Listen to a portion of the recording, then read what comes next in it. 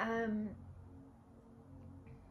I didn't talk a lot about the idea I have about, kind of like currency diversity in the EU.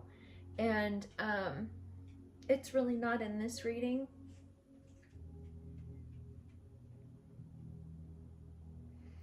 So I'm not going to put something into the reading that's not here.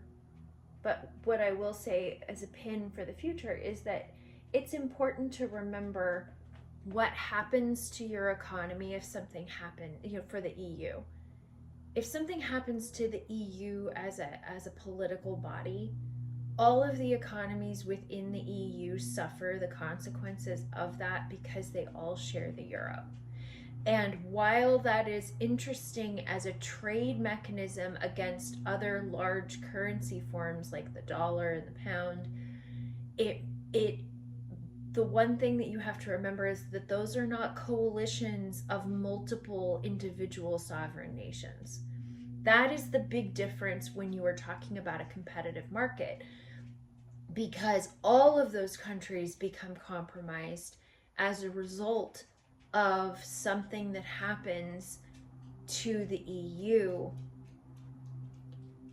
And this is what I keep saying about the shared market is fine, except when you take it into context of, oh well, then we're competitive with the dollar, then we're competitive with the yuan, then we're competitive with the pound. Well, kind of, but the one thing that you have to remember is that at the end of the day, the thing that makes them competitive is that it is a bunch of individual nations, that those other competitive currencies, they don't have to have a coalition of consensus in order to do something.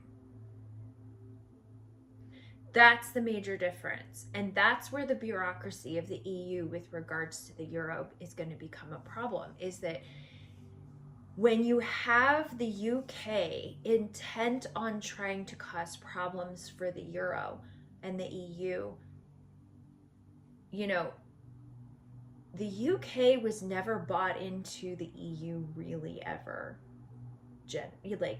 They kept the pound.